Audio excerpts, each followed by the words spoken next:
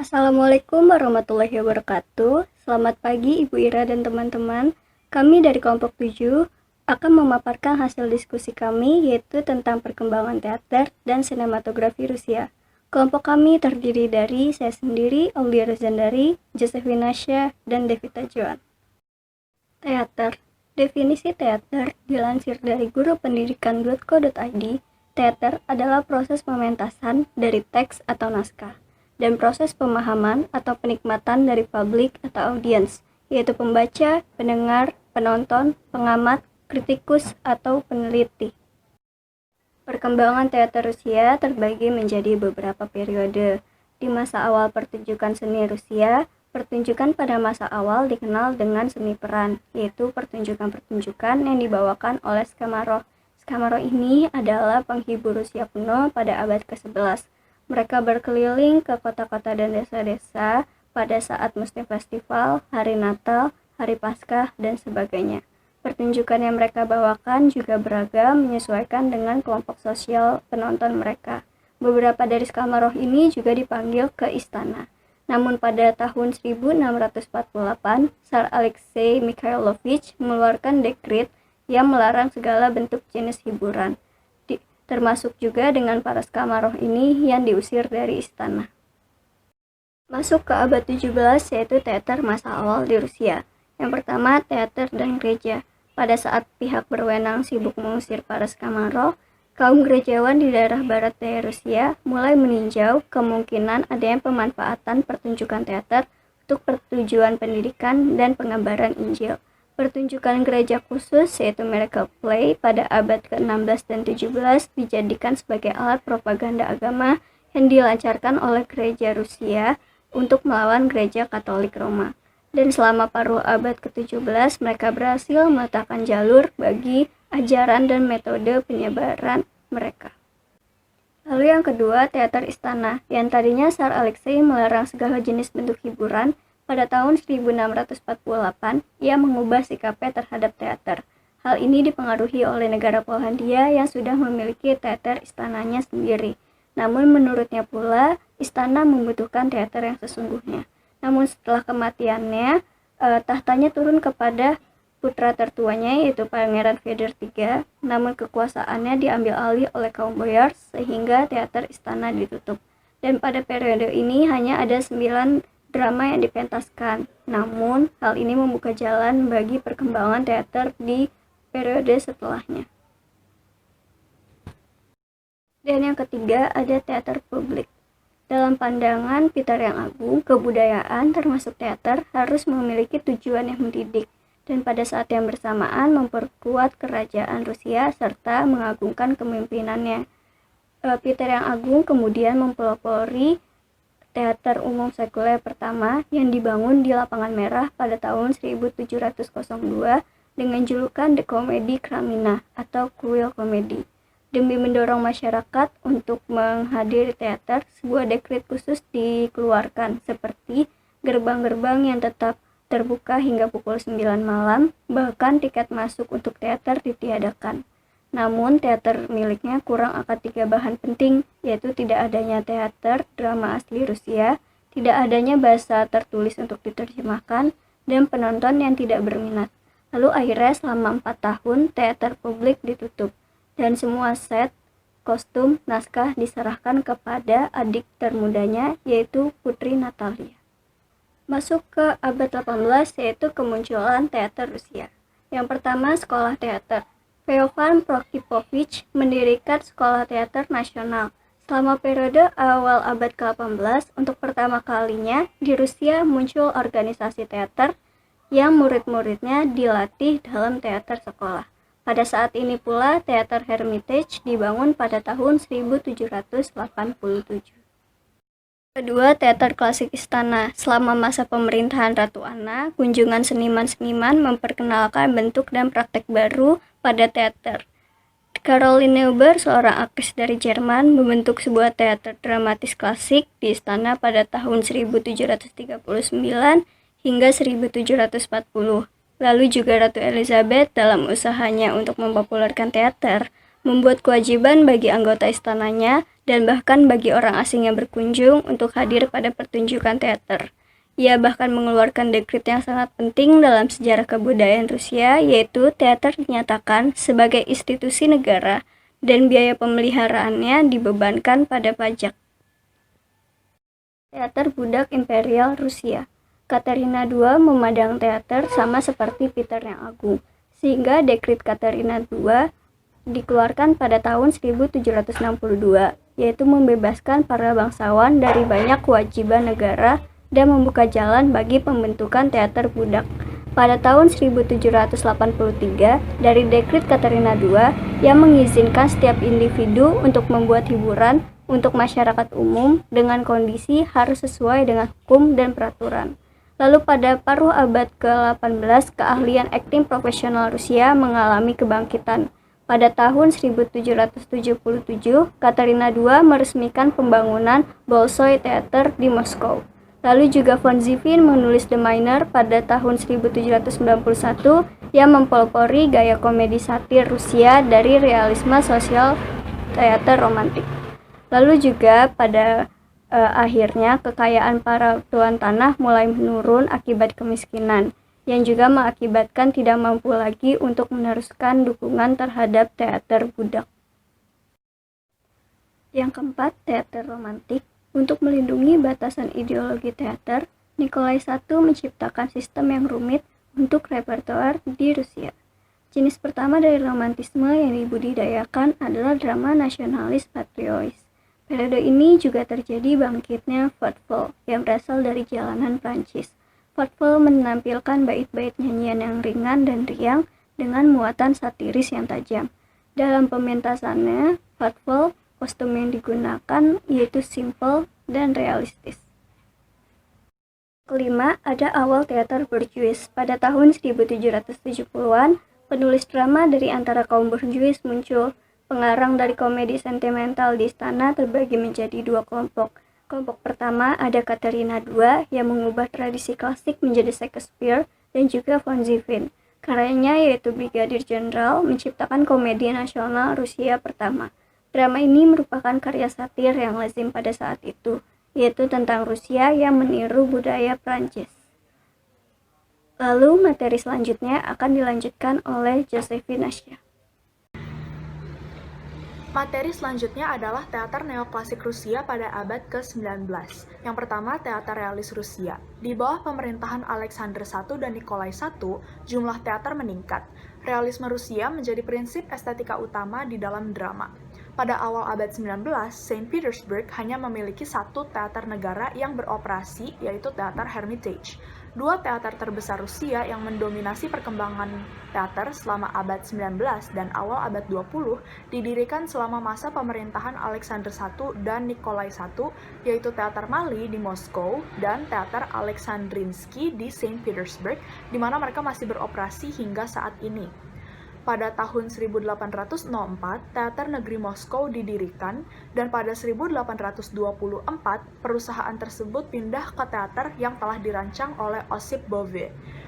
Teater tersebut dinamakan Mali atau kecil untuk membedakannya dari teater Bolshoi atau besar, yang sering digunakan untuk opera dan balet.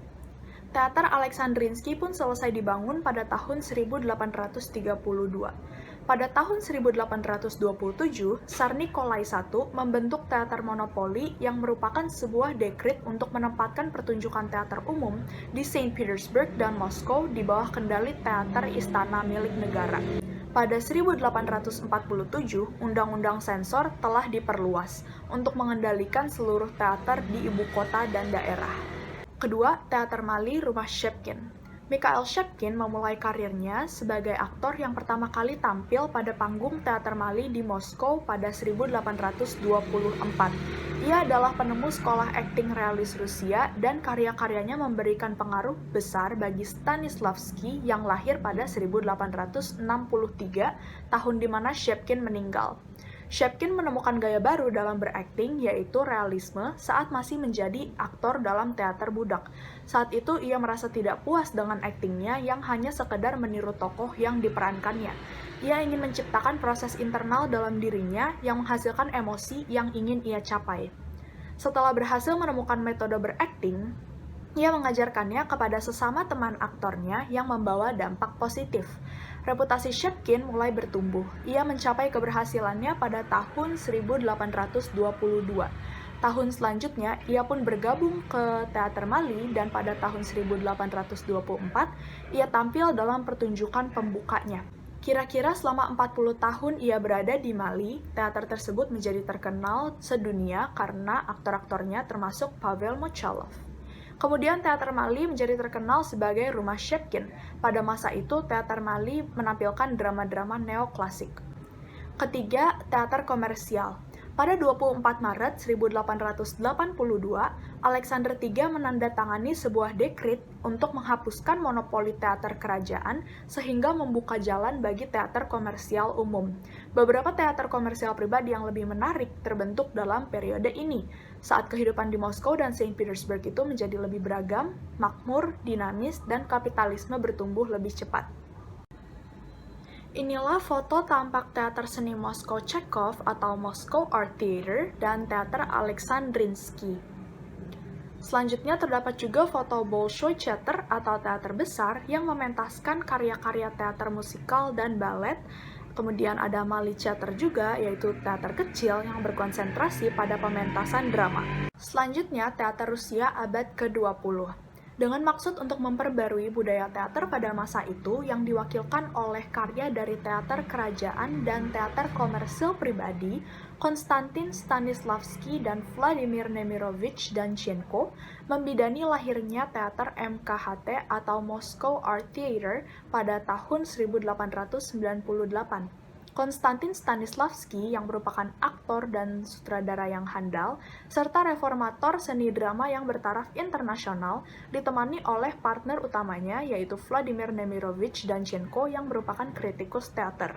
Mereka bersikap kritis terhadap keadaan akting, tata panggung, repertoar, dan komposisi penonton untuk membawa perubahan pada seluruh bidang drama teater.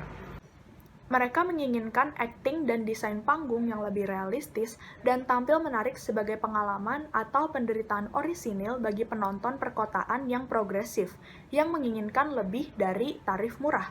Inilah yang menciptakan hubungan yang tak terpisahkan antara nilai estetis dan etis dalam seni. Selama zaman perak, kehidupan seni dan budaya Rusia melalui karya para dramawan, aktor, dan sutradaranya jatuh ke dalam aliran impresionistik, romantis, dan realistis.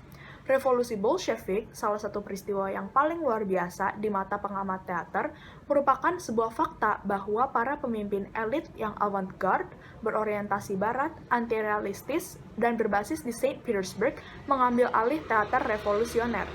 Sepanjang tahun, teater musiman sebagian besar menghasilkan drama komedi, vaudevilles, dan bahkan melodrama. Tetapi ada juga sejumlah besar teater yang menawarkan teater realistis atau naturalistik. Sejak tahun 1934, terdapat titik balik dalam kebudayaan dan kesenian Rusia, yaitu lahirnya aliran realisme sosialis. Pidato yang disampaikan oleh Andrei Zhdanov, juru bicara partai untuk masalah-masalah yang memengaruhi seni di Kongres Penulis pada tahun 1934, yang berisikan, realisme sosialis menjadi metode dasar sastra dan kritik Soviet, menuntut dari seniman representasi realitas yang konkret dan jujur secara historis dalam perkembangan revolusionernya. Selain itu, kebenaran dan kelengkapan historis dan representasi artistik harus dikombinasikan dengan tugas transformasi ideologis dan pendidikan pekerja dalam semangat sosialisme. Penafsiran ulang makna dan tujuan seni serta penegakan Partai Komunis atas pernyataan dogmatisnya pada akhirnya menghancurkan banyak aset terbesar teater Soviet. Selanjutnya adalah drama Rusia paling terkenal menurut Grigory Zaslavsky, kritikus teater terkemuka dan sutradara GITIS, Institut Seni Teater Rusia, yang berbasis di Moskow. Dalam penelitiannya ini disebutkan 10 drama, namun salah satunya adalah Revisor atau The Government Inspector karya Nikolai Gogol. Drama ini masih dianggap sebagai komedi utama teater Rusia yang berkisah tentang seorang pejabat kecil yang disalahartikan sebagai inspektur penting pemerintah hanya karena dia telah tiba di provinsi-provinsi dari ibu kota pada masa itu, yaitu Saint Petersburg. Materi selanjutnya akan dijelaskan oleh teman saya, Devita. Selanjutnya adalah sinematografi Rusia. Menurut repository.dinus.ac.id, sinematografi adalah suatu bidang ilmu yang membahas tentang teknik menangkap gambar dan menggabungkan gambar tersebut sehingga menjadi rangkaian gambar yang dapat menyampaikan suatu ide. Sejarah perfilman Rusia diperkirakan mulai berkembang pada tahun 1890-an. Film pertama kali dibawa oleh Lumière bersaudara pada masa pemerintahan Tsar Nikolai II tahun 1896.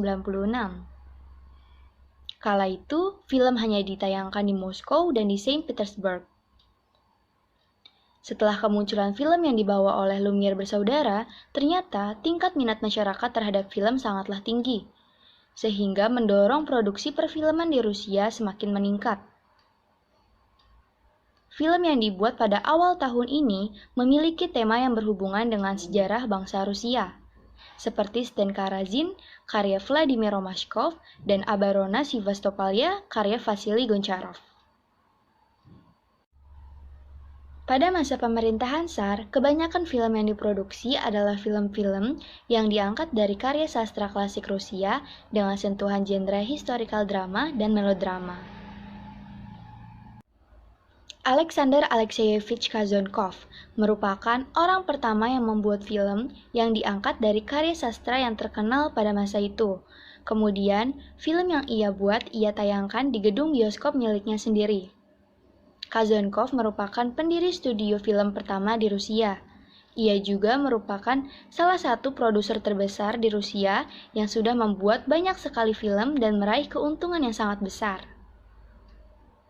Dunia perfilman Rusia mulai berkembang pesat pada tahun 1920. Pada tahun itu, mulai muncul produser dan sutradara yang hebat, salah satunya Sergei Mikhailovich Eisenstein. Ia merupakan sutradara yang handal dan teoretikus perfilman terkemuka. Ia juga dikenal sebagai peletak dasar bagi tradisi sinematografi Rusia. Selain terkenal karena kualitas filmnya yang sangat baik, ia juga memiliki teknik penyuntingan yang terkenal di seluruh dunia. Teknik itu disebut teknik montase. Ia juga merupakan pengikut aliran realisme. Oleh karena itu, kebanyakan dari filmnya merupakan cerminan keadaan sosial sepanjang masa hidupnya. Selain Eisenstein, masih ada Lev Kuleshov yang merupakan pendiri sekolah film pertama di Rusia. Pada tahun 1925, sebagian film Rusia ditayangkan di luar negeri dan meraih keuntungan yang nantinya akan digunakan untuk perkembangan industri perfilman di Rusia. Memasuki periode Uni Soviet, pemerintah menggunakan film sebagai alat untuk menyampaikan pesan politik.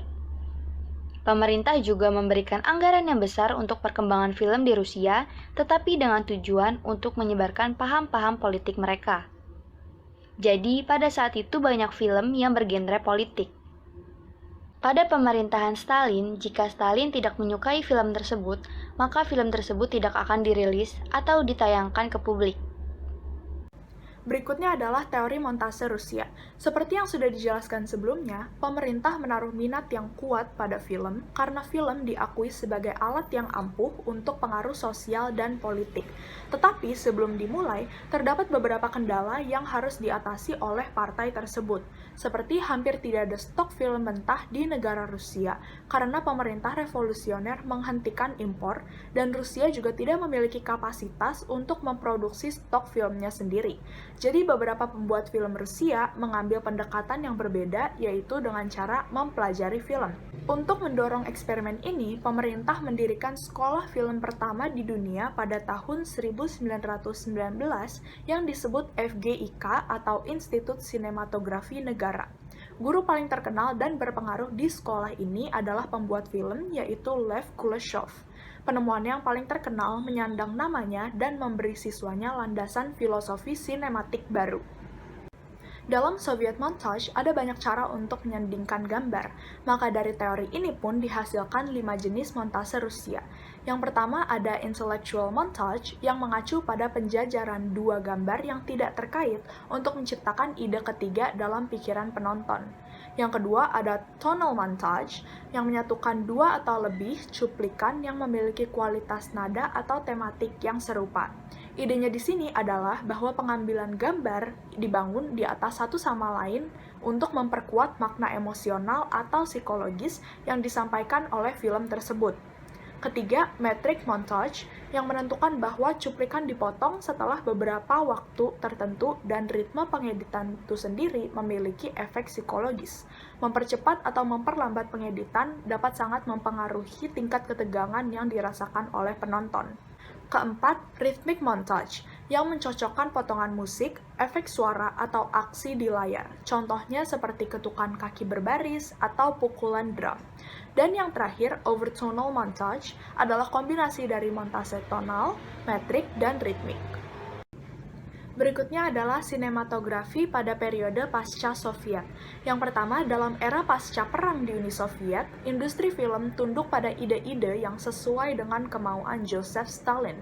Ia tertarik pada banyak film yang berasal dari Barat, tetapi tidak menyukai film Uni Soviet pada zaman keemasan dan melabelkan karya-karyanya sebagai formalisme. Kedua, ketika Perang Dunia II hampir berakhir, tema baru pun diperkenalkan. Stalin memerintahkan studio film untuk memproduksi film patriotik nasional yang berhubungan dengan pahlawan dan pra-revolusi bersejarah di Rusia. Ketiga, sinematografi Rusia dari masa Perang Dingin dari tahun 1946 sampai 1991 memungkinkan untuk diklasifikasikan struktur plot dasarnya, seperti mata-mata dari Barat yang melakukan tindakan sabotase untuk membongkar rahasia militer Rusia. Dan pada masa ini juga, Rusia memproduksi sekitar 800 film yang mengangkat tema Barat. Yang terakhir, Andrei Tarkovsky adalah sutradara besar berikutnya di sinema Soviet. Film pertamanya yang berjudul My Name is Ivan memenangkan penghargaan utama di Festival Film Venesia pada tahun 1962. Materi berikutnya akan dijelaskan oleh teman saya, Devita. Berikut ini adalah film klasik Soviet yang berdampak pada sinema dunia, yaitu Man with a Movie Camera pada tahun 1929. Film ini dianggap sebagai salah satu film terbaik yang pernah dibuat, yang menampilkan sinematografi yang luar biasa, pengeditan yang tidak biasa, dan teknik pembuatan film yang inovatif yang ditemukan oleh Vertov selama pembuatan film. Film ini berupa dokumenter bisu eksperimental tanpa aktor yang menampilkan kehidupan sehari-hari warga Soviet biasa. Sekian yang dapat kami sampaikan mengenai materi teater dan sinematografi Rusia. Mohon maaf jika ada kekurangan ataupun kekeliruan. Apabila teman-teman ingin mengetahui lebih lanjut tentang teater dan sinematografi Rusia, teman-teman dapat mengecek sumber referensi yang kami sediakan di sini. Terima kasih dan sampai jumpa.